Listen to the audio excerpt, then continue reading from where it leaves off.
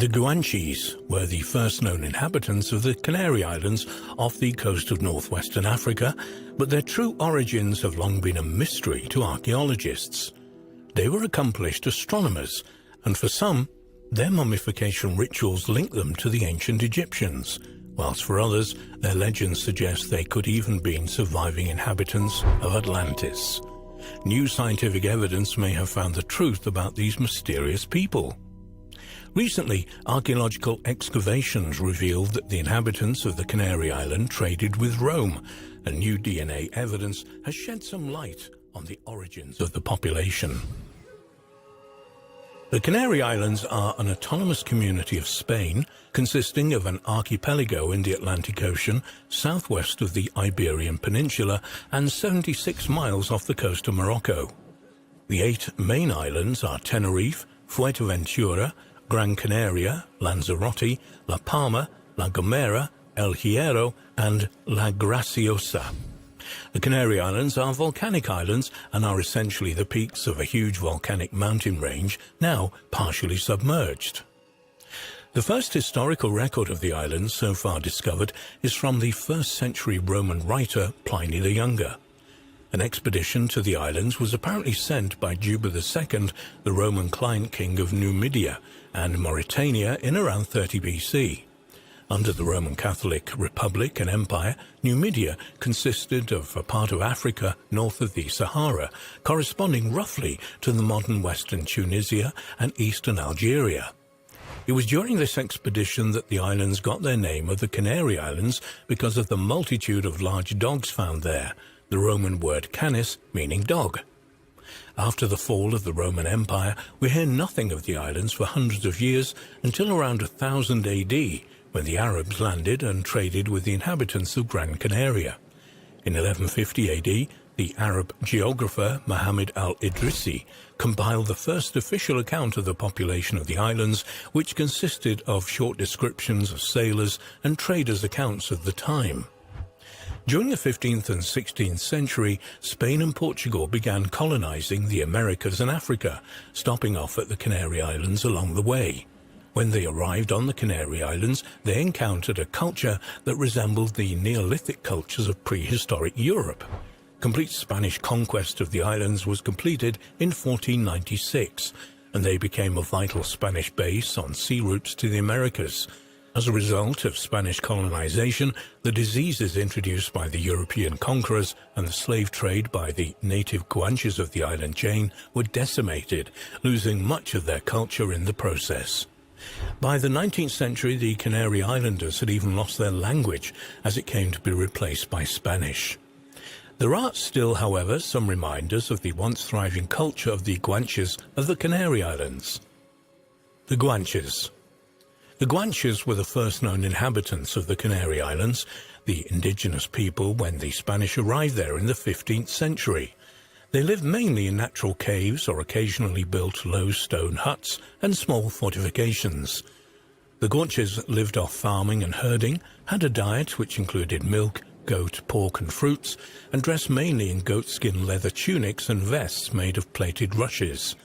Archaeological research suggests that they were organized in a tribal society ruled by chieftains or kings. The Guanches were not skilled sailors, and therefore the culture of each of the Canary Islands developed differently. In Tenerife, for example, the Guanche civilization was divided into 9 small kingdoms, each led by a ruling mensi. Caves were also used for grain storage and as temples, and some are still preserved today and demonstrate the sophisticated astronomical knowledge of the Guanches. The most impressive of these structures is Risco Caído, a vast cultural site covering around 18,000 hectares on the island of Gran Canaria. The archaeological site consists of 21 caves containing significant rock art believed to relate to magical or religious beliefs and fertility rituals. One of these caves has a small opening in its roof, where light enters from the summer solstice to autumn, allowed sunlight and moonlight to enter the caves and illuminate symbolic engravings on the walls. Because of this, many archaeologists think that Risco Caído could have been used by the prehistoric inhabitants as a primitive astronomical clock.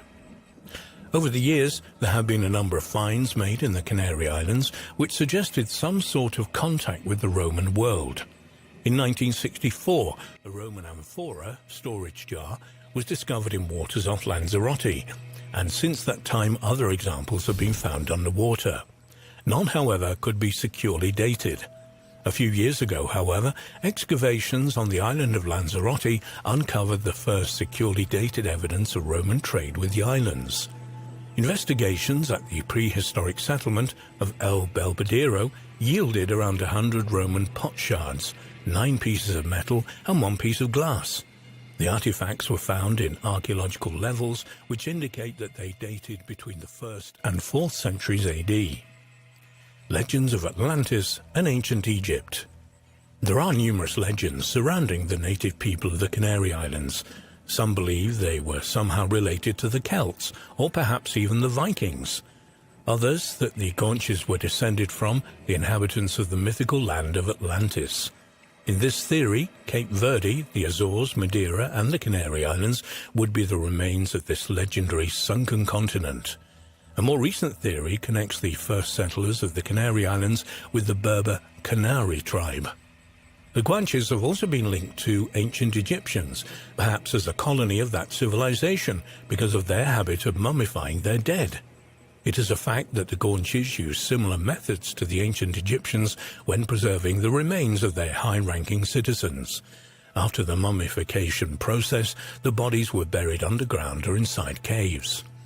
Unfortunately, many of these mummies were stolen or looted by later grave robbers, though some have managed to survive. The Guanche mummy of Madrid is perhaps the best preserved of the Guanche mummies, as its careful embalming kept its organs intact and even preserved the man's hair. The man, who died during his early 30s, was mummified between the 11th and 13th centuries AD, just a few centuries before the Spanish invaded the Canary Islands. New DNA evidence. In June 2019, it was announced that DNA studies had resolved many of the outstanding questions regarding the origins of the Guanches. Dr. Linus Girdland-Flink, a researcher at Liverpool John Moores University in the UK, who was part of the research team, stated, "Previous studies of the Guanches relied on single genetic markers, such as the mitochondrial DNA and Y chromosomes.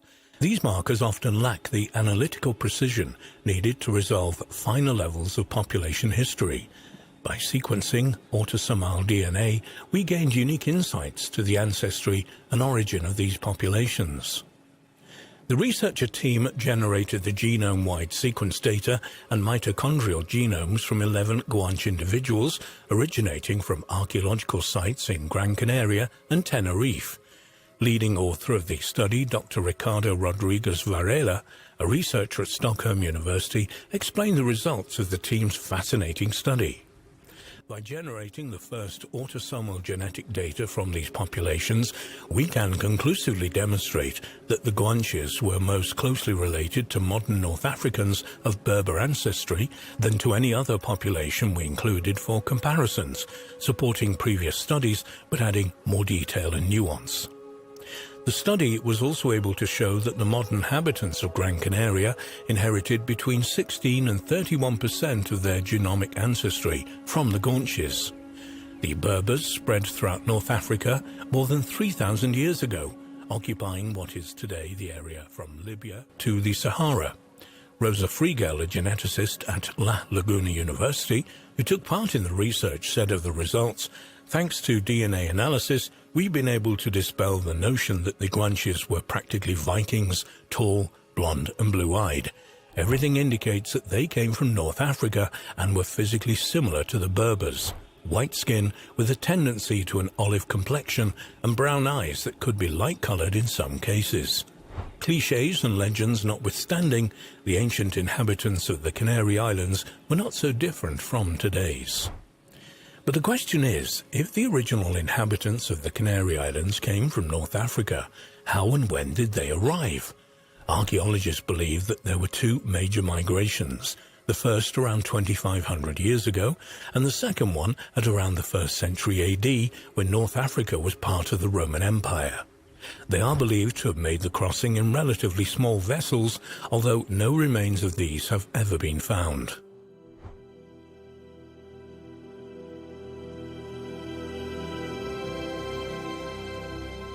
In February 2020, it was announced that the mummified remains of 72 individuals had been discovered by amateur archaeologists using a drone in a cave on Gran Canaria. Aros Hima Gonzalez, who made the incredible discovery, said, "We were flying a drone and we took some pictures of the cave. It is in a very difficult place to access and you need to climb a cliff to reach the site. People thought the photos were fake because of all the bones there, but they were not fake, and the bones are believed to belong to Guanche's mummified remains." Archaeologist Veronica Alberto and culture counsellor Javier Velasca confirmed the discovery, stating that the cave dates back to between the 8th and 10th centuries AD.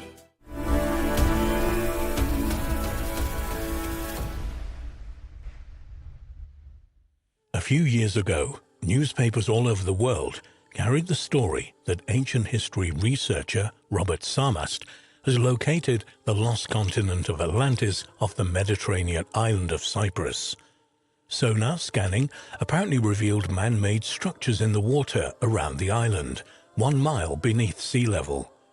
Sarmast believed that the Mediterranean basin was flooded in 9000 BC, which submerged a rectangular landmass which he maintains was Atlantis. Although archaeologists at the time dismissed Sarmast's claims out of hand, new evidence suggests there may indeed be an ancient city submerged in the waters around Cyprus. Almost every year without fail, the headline "Atlantis Found" blares out from various newspapers all over the world. In fact, the range of hypothetical locations for Atlantis is staggering. The Minoan civilization of late Bronze Age Crete, supposedly destroyed by a colossal earthquake on the neighboring island of Thera, modern-day Santorini, around 1450 BC, was long thought to have been an indirect influence on Plato's Atlantis. However, research into late Bronze Age Crete has shown that the Minoan civilization continued to flourish long after the Theran quake. This vast array of wildly different theories has contributed to the skepticism of many researchers, who believe that Plato's Atlantis was merely a political allegory designed to glorify Athens as the perfect state fighting against a decadent and greedy Atlantean empire. For them, the story begins and ends with Plato. Solon never visited Egypt and heard the story from the priests at Sais. They reason that Plato located Atlantis out in the Atlantic beyond the Pillars of Hercules, because in his time this vast ocean represented the limit of the world known to the Greeks. Atlantis researchers, of course, would completely disagree with this conclusion. Indeed, one of them, Iranian-American architect Robert Sarmast, believes he knows exactly where Atlantis is. Did Robert Sarmast find Atlantis off Cyprus? Sarmast first hit the headlines in November 2004 when newspapers carried the story that after nearly 10 years of research using ocean mapping technology and accounts from ancient texts, he'd located Atlantis off Cyprus. Sarmast was quoted as saying, "This is going to rewrite the history books. We are set to make the biggest archaeological discovery of all time." He claimed that around 9000 BC, the Mediterranean basin was flooded in a deluge that submerged a rectangular, man-made site which he believed was Atlantis. The lost civilization apparently lay around 5,000 feet below sea level, 50 miles or so off the southeastern coast of Cyprus. Sarmast and his team had carried out deep-water sonar scanning, which indicated man-made structures on a submerged hill, including a wall almost 3 miles long, a walled hill summit, and deep trenches. Sarmast's 6-day expedition cost about $200,000 and was partly funded by the Cypriot Tourist Organization. Sarmast was quoted at the time as saying of his discoveries, "It is a miracle we found these walls, as their location and lengths match exactly the description of the Acropolis of Atlantis provided by Plato in his writings. We cannot yet provide tangible proof in the form of bricks and mortar, as the artifacts are still buried under several meters of sediment. But the circumstantial and other evidence is irrefutable. My discovery will vindicate Plato. Within his dialogues, Plato provides factual clues as to what Atlantis was like. I have matched all but 2 of the 45 clues with the area around Cyprus. That's either the biggest coincidence in the history of the world, or we have found Plato's Atlantis. Plato's account is so detailed that it is possible to make city plans based on his description. These match exactly the antediluvian maps of Cyprus as discovered through oceanographic mapping. Sarmas had in fact revealed his discoveries the year before he hit the newspaper headlines in a book entitled Discovery of Atlantis, The Startling Case for the Island of Cyprus. At a 2004 press conference to announce his discoveries, Sarmas was challenged by Michel Morisseau, a French geologist who lives on Cyprus, to provide evidence that the Mediterranean had been flooded far more recently than the conventionally accepted 5 million years. Unfortunately, Sarmas was not able to provide any evidence whatever to back up his claims. Despo Pilides, an archaeologist at the Department of Antiquities in Cyprus, said of Sarmas' claims, "The latest theory should be taken with a very large pinch of salt. Archaeologists only work with hard evidence. There is no evidence whatsoever to give credence to this hypothesis, and we have no intention of investigating it." Commenting on Sarmas' interpretation of the sonar results, Benny Pisa, a social anthropologist at Liverpool John Moores University in the UK, criticised his far-fetched theories and unscientific approach. Selective interpretation is nothing more than the blinkered reading of very ambiguous and unconvincing images, he said. Anyone with a critical eye can pick out these images that they're far too vague and uncertain to be regarded as compelling evidence for any man-made structures. The very foundation on which the hoax is based is completely bogus. According to his theory, Mr. Sarmas claims that the Mediterranean basin was flooded in a deluge at around 9000 BC, which submerged a rectangular landmass he believes was Atlantis. The problem is, there is no evidence whatsoever for any large-scale flooding of the Mediterranean basin at that time. Not to be deterred, Sarmas organized a second expedition to the site in 2006, but results of the work were inconclusive.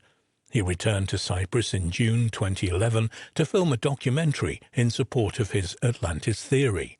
He again had the backing of the Cyprus Tourism Organization, as well as the History Channel, together with a number of private investors. However, Sarmas appears to have made no further discoveries at the supposed site of Atlantis, and nothing has been heard from him on the subject since 2013. New discoveries off Cyprus. However, the theory that ancient Atlantis may lie submerged in the waters off Cyprus does not seem to be dead yet. In April 2018, Cypriot newspaper The Cyprus Traveller announced that a chance discovery by a group of tourists had led a team of marine archaeologists to the location of Atlantis, off the coast of Paphos, a coastal city in southwest Cyprus. The team, led by archaeologist Marios Astio, used luge cutting-edge sonar technology to scan the ocean bed. After further surveillance, deep ground radar and digital mapping, a team was sent to the ocean floor where they discovered an ancient statue of Aphrodite.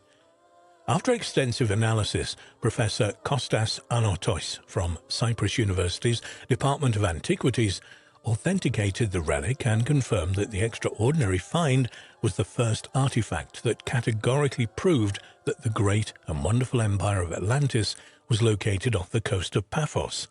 A large-scale operation to recover further artifacts and building remains was soon underway, with the Cyprus Tourism Organization also planning to put out a tender for the building of a Paphos-based Atlantis museum. Marios Astio commented on the spectacular discoveries. Over the centuries, there's been heated debate over whether Atlantis was a mythical or historical location, with hundreds of archaeologists and geologists searching for its location. In fact, the reason I became a marine archaeologist was to try to discover the true location of Atlantis. Having completed my lifetime goal, I'm looking forward to enjoying an early retirement. He added, I was astounded when I heard that Astio and his team had discovered the location of the lost city of Atlantis, mainly because my great-grandmother always used to tell us Atlantis could be found at that exact spot in the ocean. No one listened to her, of course. It seemed the old bird was right. Marina Milona, a marketing and tourism officer at the Cyprus Tourism Organization, added, It's been long rumored that the lost city of Atlantis was located just off the coast of Cyprus, and we're delighted that this has been officially confirmed.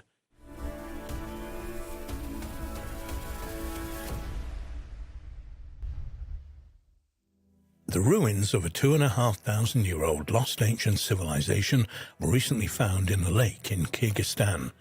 Some researchers believe that these ancient remains may include an ancient Armenian monastery where, according to legend, the body of St. Matthew, one of Jesus' disciples, and his many relics were buried.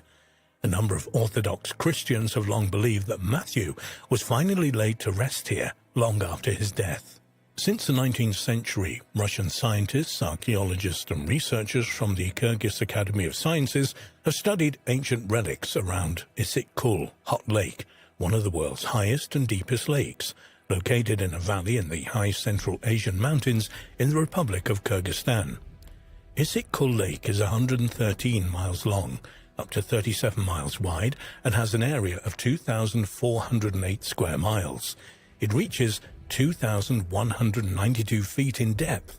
The lake was first mentioned by Chinese and Islamic mapmakers at the beginning of the 8th century. Archaeological finds from the site have included petroglyphs and 3,000-year-old nomadic burial mounds known as kurgans, early Christian monasteries and medieval cities.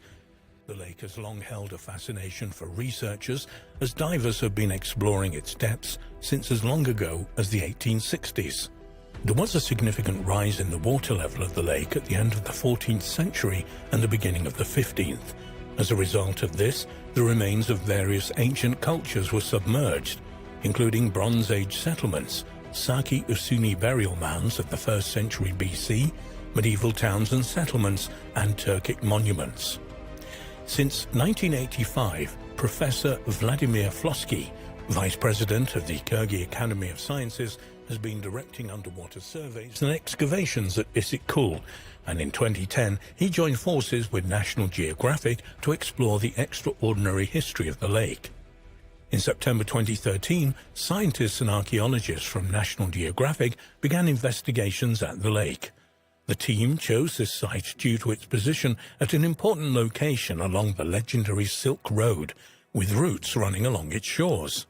In the past, innumerable traders, caravans and nomadic tribes and armies traveled along the 113-mile-long lake, leaving an extraordinary archaeological legacy behind.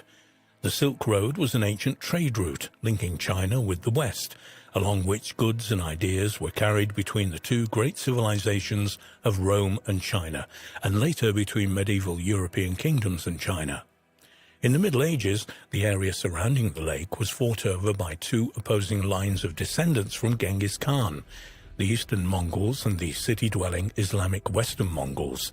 The legendary Western Mongol leader, Tamerlane, was said to have fought a battle over the lake region in the early 1400s, and there are medieval records of a palace built by the conqueror on the lake shore, Issyk-Kul.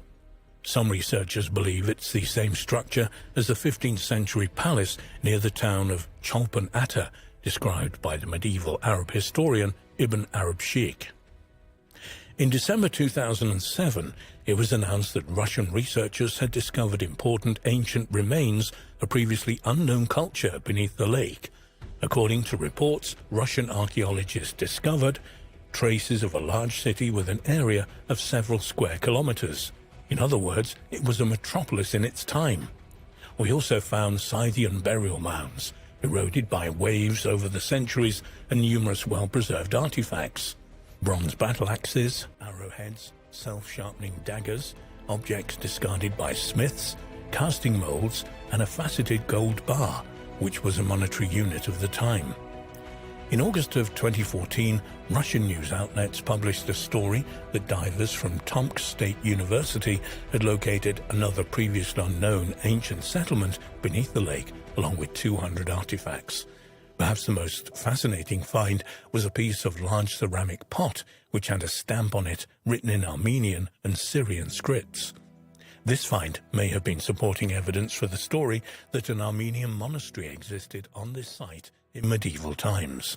According to Dmitry Gorn, who led the diving team, the inscribed pot fragment was truly unique. He added, "Experts are now working on the identification of the writings of the stamps, but it's supposed to be Armenian Syrian script. If this proves to be correct, it will be further evidence that there was an Armenian monastery on Issyk Kul in the 14th century, where, according to the legends, relics of Matthew were stored." There is indeed a tradition that a monastery on this remote lake was the last resting place of Evangelist St. Matthew, one of the 12 apostles of Jesus. Intriguingly, when the Russian traveller P.P. Semenov was in Venice in the 1850s, he came upon a copy of the Catalan Atlas from 1375. In this work he found a drawing of a lakeside monastery with the caption, "The spot is named Issyk. Here is a monastery of Armenian brethren which is rumoured to possess the relics of St. Matthew the Apostle and Evangelist." The extraordinary Catalan Atlas is a perpetual calendar and thematic representation of the known world produced by the Majorcan Cartographic School. The creation of the atlas has been attributed to Abraham Kresk, a Jewish cartographer from Palma, Majorca. Semenov believed that the monks probably chose a site on the Kermenti Bay, as the site was protected from rough water and rich with fish. After visiting Issyk Kul in 1856-57, Semenov wrote, "Kermenti Bay meets these conditions, but I unfortunately did not find on the shore, nor in the drifts of the neighbouring shore, any object supporting my supposition." 50 years later, a Russian Orthodox monastery was built in the area. However, many Christians believe that Matthew the Apostle's remains were discovered in Salerno, Italy, in 1080, and are now in Salerno Cathedral, which is dedicated to the saint. Apparently, St. Matthew's relics had been brought to the town in 954 AD. St. Matthew, also called St. Matthew the Evangelist and St. Matthew the Apostle, was one of the 12 apostles of Jesus Christ and the traditional author of the first synoptic gospel, the Gospel according to Matthew. According to the calling of Matthew in the biblical book of Matthew, he had been a tax collector before being called to follow Jesus. As Jesus went on from there, he saw a man named Matthew sitting at a tax collector's booth. "Follow me," he told him, and Matthew got up and followed him. While Jesus was having dinner at Matthew's house, many tax collectors and sinners came and ate with him and his disciples. When the Pharisees saw this, they asked his disciples, "Why does your teacher eat with tax collectors and sinners?" On hearing this, Jesus said, "It is not the healthy who need a doctor, but the sick. But go and learn what this means. I desire mercy, not sacrifice, for I have not come to call the righteous, but sinners." According to tradition, Matthew's missions later brought him to the east, perhaps Ethiopia and Persia. Stories differ as to whether he died a natural death or that of a martyr. According to another tradition, he died as a martyr in Syria, and his relics were kept there for 150 years. Apparently, his followers later fled from persecution to the depths of Asia, bringing the relics of the apostle with them. Yet another tradition holds that St. Matthew died while traveling to India and established several Christian communities on his way, one of which was Issyk Kul. It's known that a thriving Christian Armenian community existed in Kyrgyzstan since the 1st century AD. Many artifacts were found in Chu Valley, a large valley located in North Tian Shan, including an engraved stone with a cross carrying an Armenian inscription, "Jesus our Lord." A Syrian inscription under the cross stated, "This is the grave of Johann, the Armenian bishop," and a date 772 in Armenian chronology corresponding to 1323 AD. In medieval times, 2 Armenian monasteries stood near one of the villages on the shore of the lake, Svetli Mis, Bright Cape. More evidence that the remains of St. Matthew may have ended up in an Armenian monastery on the lake comes from the late 19th century, When Baron Kolbaz, Russian general and explorer of Central Asia, traveled to the site, he wrote, "It is worth noting that not far from the Trinity Monastery, at the confluence of rivers Tayup and Khoisu, ruins of an ancient town are found underwater. The town hosted the Armenian monastery guarding the relics of St. Matthew." Archaeological investigation of the Kermonti settlements began in 2005, when an exploratory team visited the site of the monastery and settlement.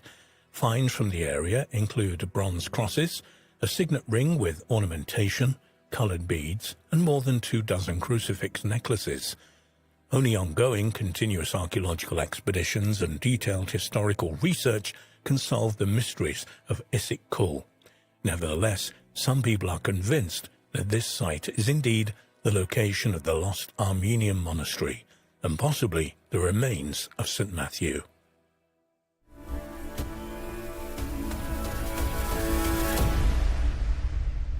According to Hindu legend, there was once a mystical kingdom located in the middle of the sea. The city was home to 900 palaces, all made of gold, and was supposed to have arisen out of the waters on the command of Lord Krishna. Recently, underwater archaeologists claim to have located what some believe to be the foundations of this fabulous lost city off the coast of modern Dwarka in western India. Char Dham, literally meaning the four abodes or seats, are the names of four pilgrimage sites in India that are widely revered by Hindus. It comprises of Badrinath, Dwarka, Puri, and Rameswaram. Dwarka is often identified with the Dwarka kingdom, the ancient kingdom of Krishna, and is believed to have been the first capital of Gujarat.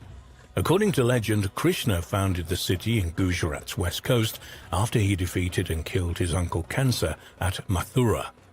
In Indian epic literature, the ancient city is also known as Dwarka. Traditionally, modern Dwarka is identified with Dwarka. Ancient Dwarka is supposed to have sank into the sea in remote history. The ancient and modern city, now known as Dwarka, is located on the western tip of the Saurashtra Peninsula in Gujarat, northwestern India. In the 14th century, the town's original temples were destroyed by the Delhi emperors, but the most important of them, Jagat Mandir, was subsequently rebuilt. Jagat Mandir, also known as the Dwarkadish Temple, is a Hindu temple dedicated to god Krishna, who is worshipped here with the name of Dwarkadish, or the King of Dwarka. The 5-story sandstone edifice is supported by 72 pillars and was constructed in the 15th to 16th centuries in the Chalukya style. It covers an area of 69 by 88.5 feet, with its spire a dizzying 257 feet high. The temple is visited by thousands of pilgrims every year. Ancient Dvakra is mentioned in a number of Indian texts, including the Mahabharata, the Shrimad, and the Bhagavad Gita. The Mahabharata describes Dvarka as having 900,000 royal palaces, all constructed of crystal and silver and decorated with emeralds. The ancient city was connected by an elaborate system of boulevards, roads, marketplaces, assembly houses, and temples. Archaeological investigations in the city of Dwarka and offshore in the Arabian Sea have been undertaken by the Archaeological Survey of India since the 1960s. Over the past decade or so, underwater excavations have uncovered interesting remains at a depth of 120 feet in the Gulf of Cambay off the western coast of India. Some reports claim these discoveries could be over 9,000 years old and cover an area 5 miles long and 2 miles wide. Marine archaeologists have used a technique known as sub-bottom profiling to reveal that the building's remains stand on enormous foundations. One news report in the New Indian Express from August 2018 stated sensationally, marine scientists say archaeological remains discovered 36 meters, 120 feet underwater in the Gulf of Cambay off the western coast of India could be over 9,000 years old. It's believed to predate the oldest known remains in the subcontinent by more than 5,000 years. Carbon dating on debris recovered from the site, including construction material, pottery, sections of walls, beads, sculpture, and human bones and teeth, put it at nearly 9,500 years old, making it older than the Sumerian civilization by several thousand years. It's also older than the Egyptian and Chinese civilizations. The city is believed to be even older than the ancient Harappan civilization. Sandstone walls and a grid of streets and other evidence of a seaport 70 feet underwater, alongside artifacts dating back to 7,500 BC, have convinced some researchers that finally the legendary city of 900,000 royal palaces has been located. The archaeological explorations off the coast of Dwarka have also brought to light a large number of stone structures. These are semicircular, rectangular and square stone edifices scattered randomly over a vast area. Besides these structures, many varieties of stone anchors have been uncovered alongside the structures as well. Such findings suggest that the ancient Dwarka was once a busy port, though these structures are thought to date to comparatively late in the site's history, probably belonging to the late medieval period. Indeed, various Indian historians have stated that the stone anchors match those used in the Indo-Arab trade from the 8th to 14th century AD. However, this recent date has not stopped some from claiming that the remains represent the legendary lost city of Dwarka and so must be 9,000 years old. The lead archaeologist of a number of excavations at the site, the late Dr. S.R. Rao, described the town plan of early Dwarka based on his team's discoveries. There were 2 fortification walls, one on the lower terrace and other in the middle terrace. These walls, which extend over a length of 4 kilometers on the eastern shore, are mostly destroyed by sea action. The walls of the lower terrace are of massive dressed sandstone blocks, while that of the upper terrace are of rubble.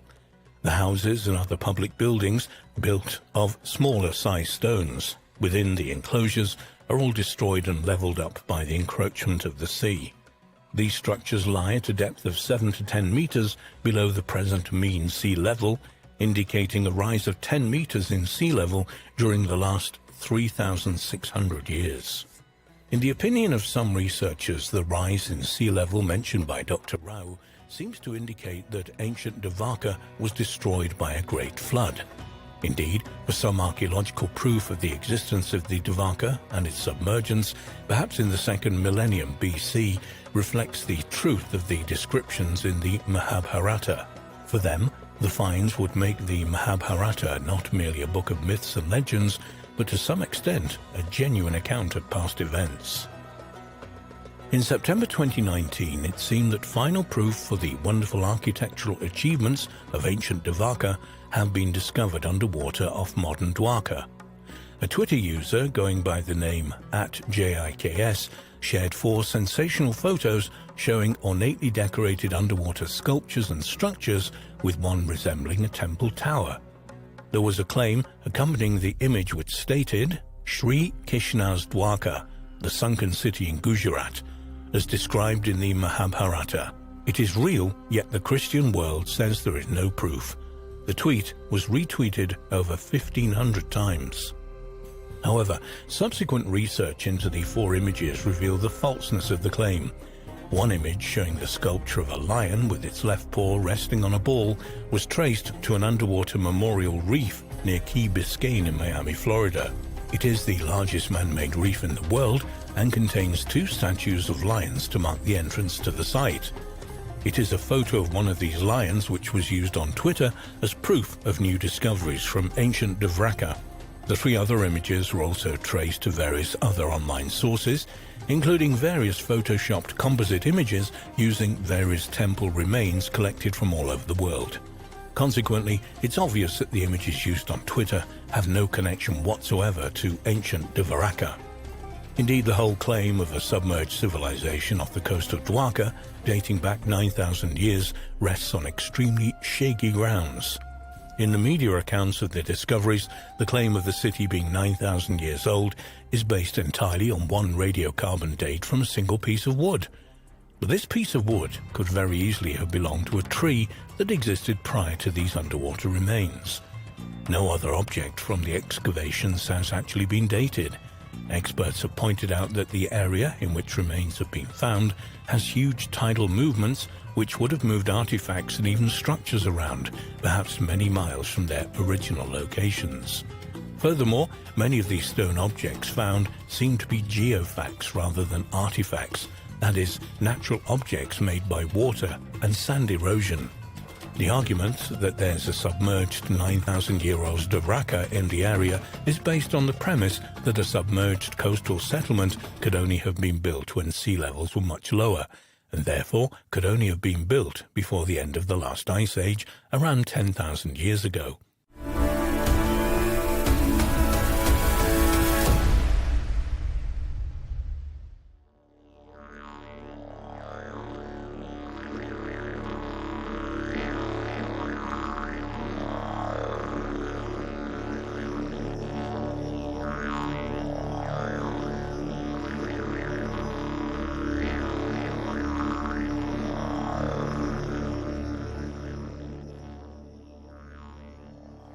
The question of when and how the continent of Australia was first populated has always been a bit of a puzzle to archaeologists, but recently some new light has been shed on the problem. An international team of archaeologists, geographers, ecologists and computer scientists mapped the probable superhighways that led to the first peopling of the Australian continent around 50,000 to 70,000 years ago. The team generated a fascinating map which reveals these migration superhighways traversed by early humans in Australia, which mysteriously bear striking similarities to Australia's modern highways and stock routes.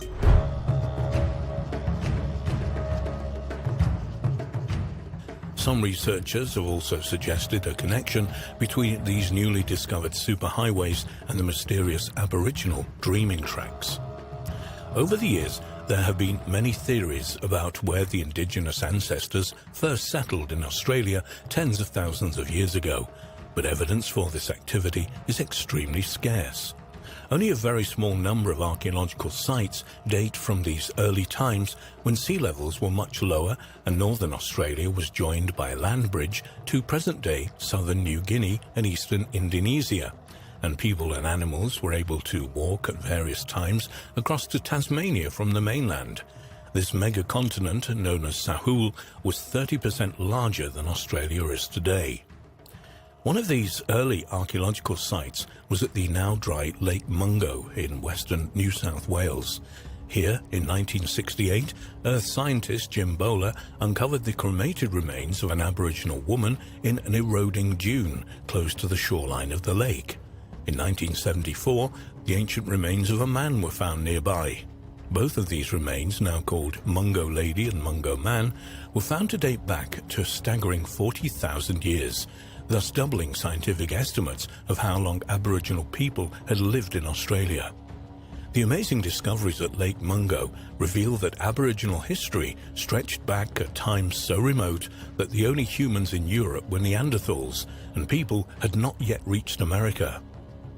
By about 70,000 years ago, modern humans, Homo sapiens, began moving into Southeast Asia, where they would probably have encountered existing groups of archaic humans like Homo erectus, Homo floresiensis, often referred to as the hobbits, and possibly also the mysterious Denisovans.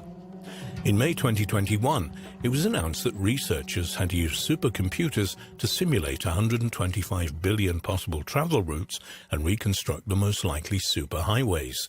The first humans to arrive in Australia used to navigate across this new land more than 65,000 years ago. The international team of scientists who undertook the research was led by researchers from the Australian Research Council Centre of Excellence for Australian Biodiversity and Heritage, CABAR, and recently revealed some of their methods to the press. They said, "We think people navigated in new territories much as people do today, by focusing on prominent land features protruding above the relative flatness of the Australian continent. To map these features, we built the most complete digital elevation model for Sahul ever constructed, including areas now underwater. We used this digital elevation model to understand what was visible to early travelers. Essentially, from each point in the continent we asked, what can you see from here? This moving window calculates the largest viewshed map ever created. When our virtual travelers move, they reorient based on visible terrain everywhere they go. For their work, the researchers created an imaginary traveler, a 25-year-old woman carrying 10 kilograms of supplies to traverse the landscape. They collected all the various pieces of data they accumulated into a mega model known as From Everywhere to Everywhere, FEAT, and created over 125 billion possible pathways from every spot on the continent to everywhere else. Each route represented the easiest way to move from one location to another.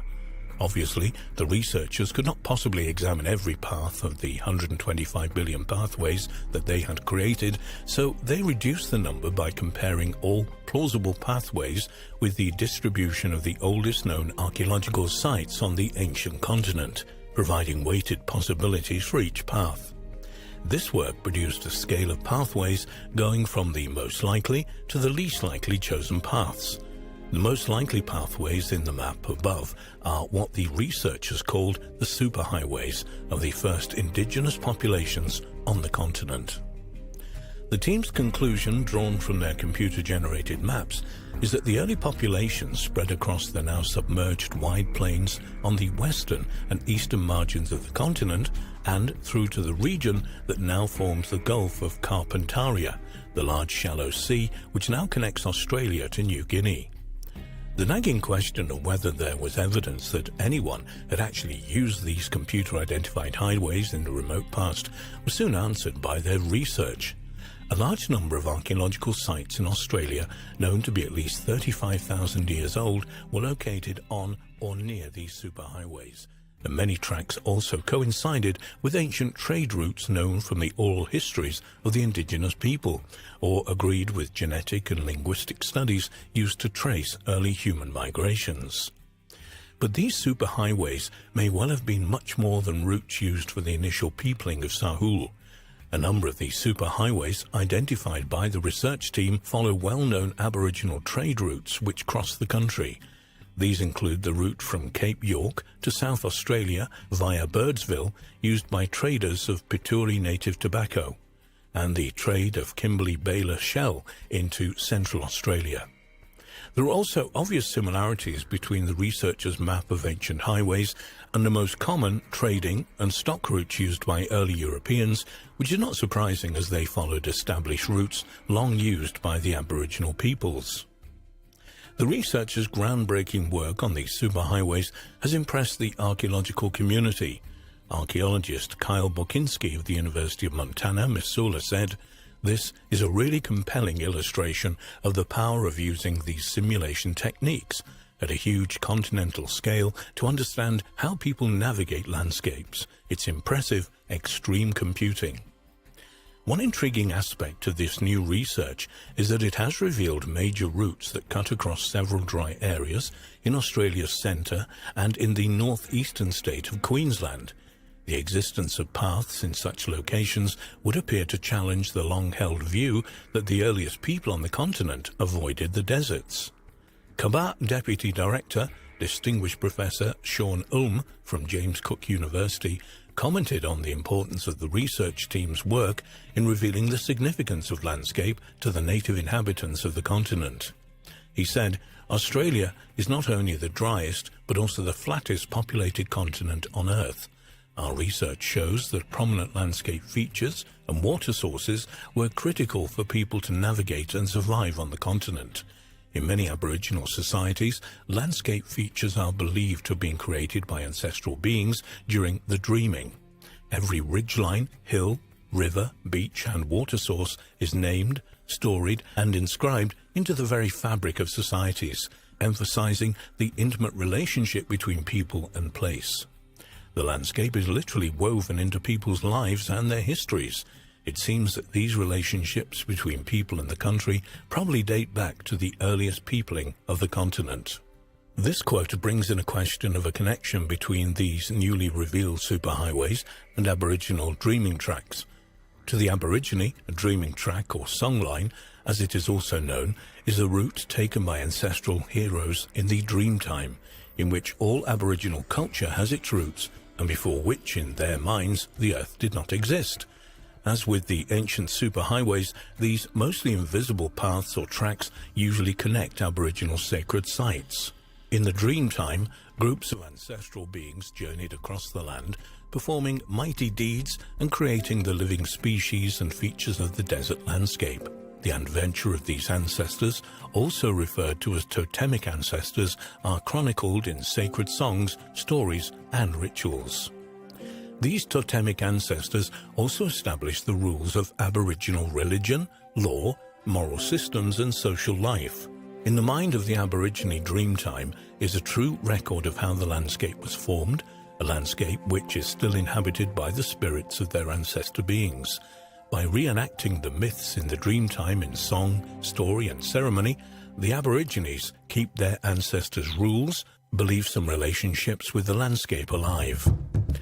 The massive rock form of Ayers Rock, Uluru in the local Anagu language, is an isolated sandstone outcrop rising 1,140 feet above the Red Desert Plain in the Northern Territory of Central Australia, 208 miles southwest of Alice Springs. This sacred place is seen by the Anangu as a living record of the Dreamtime activities of their ancestors, and the appearance and origin of every feature of the giant rock is present on the mental map carried around by the Anangu people of the area. One reason why the local Anangu population prefer tourists not to climb the rock is that the hiking path crosses one of the many traditional dreaming tracks on the site. Hopefully future work on possible connections between these fascinating superhighways and Aboriginal dreaming tracks might reveal important insights into the spiritual nature of both.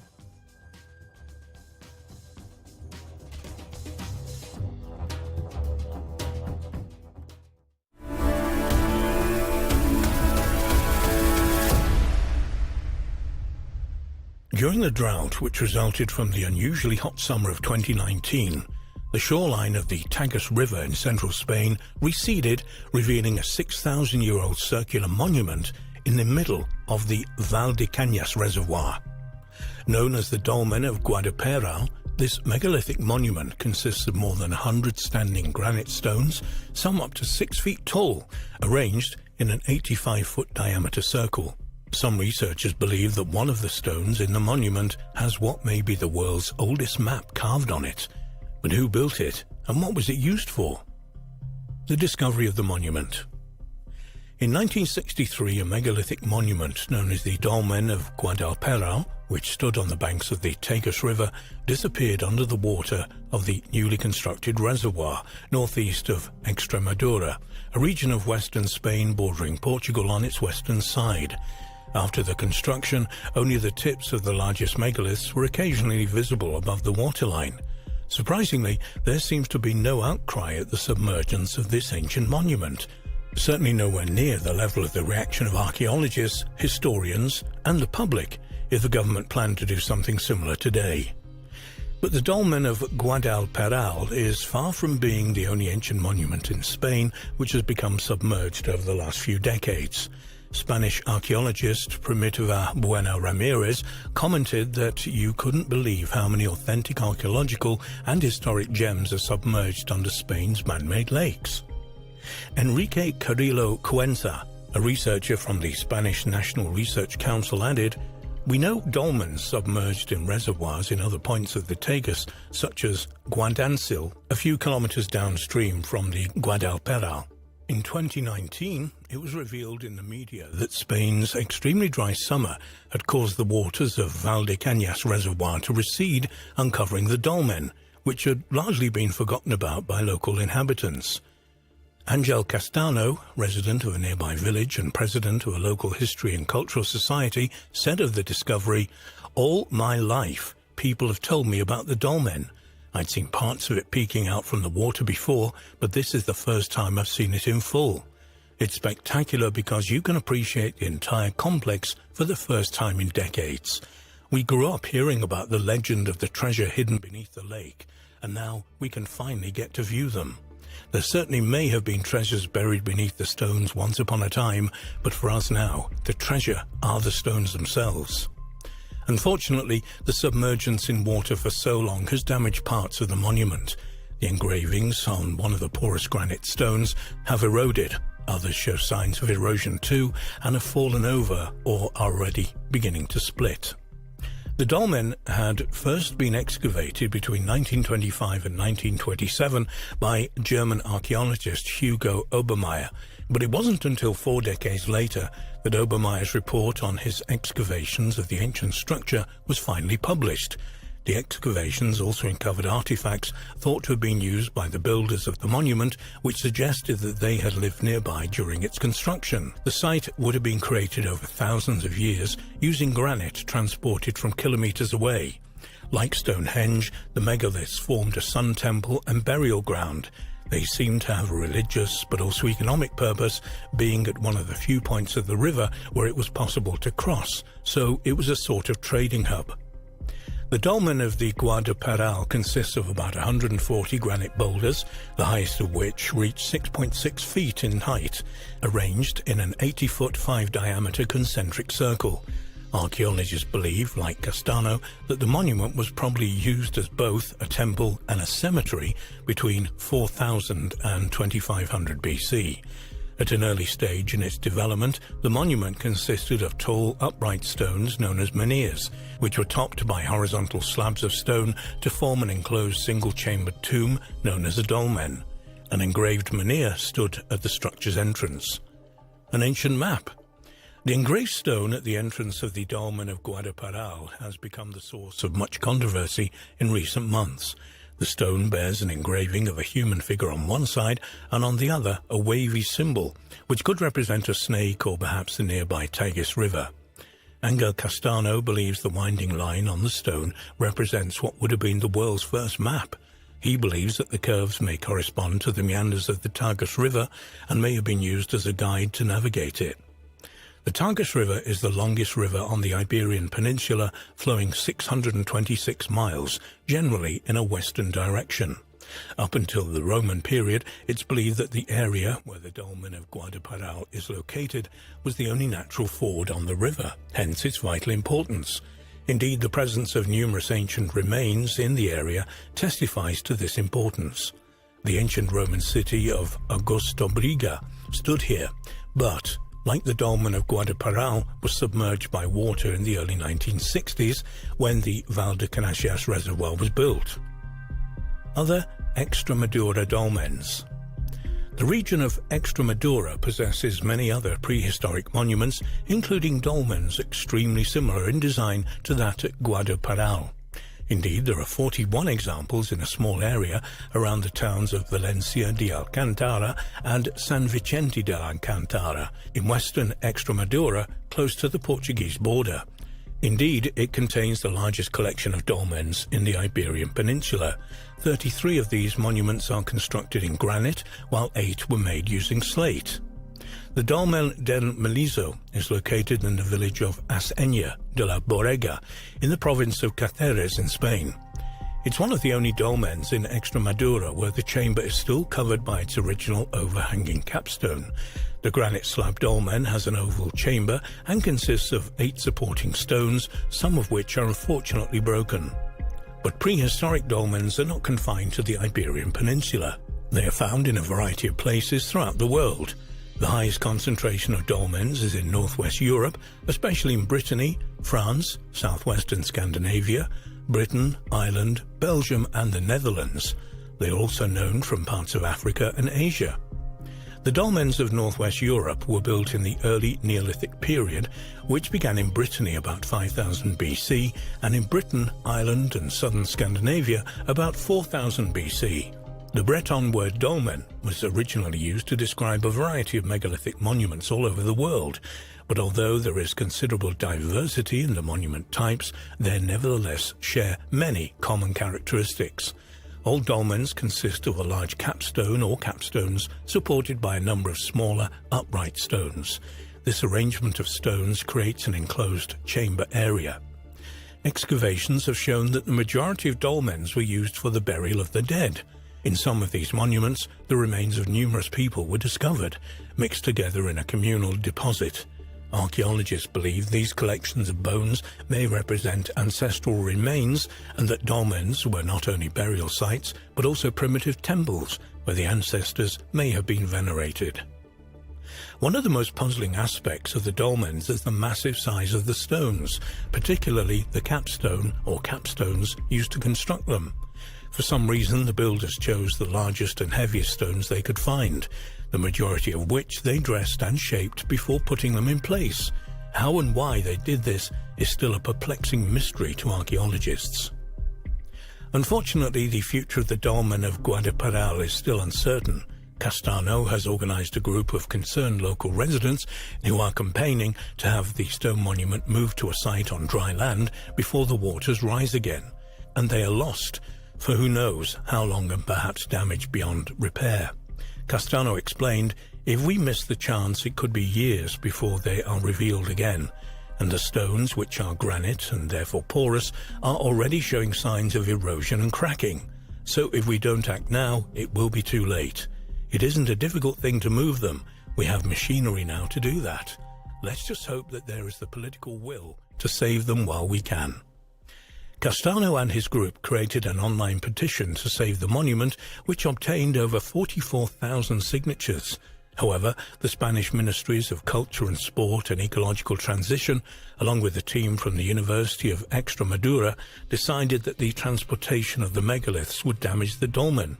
So the dolmen of Guadalparal remains where it is, waiting to be submerged once again beneath the waters of the Val de Cañas Reservoir.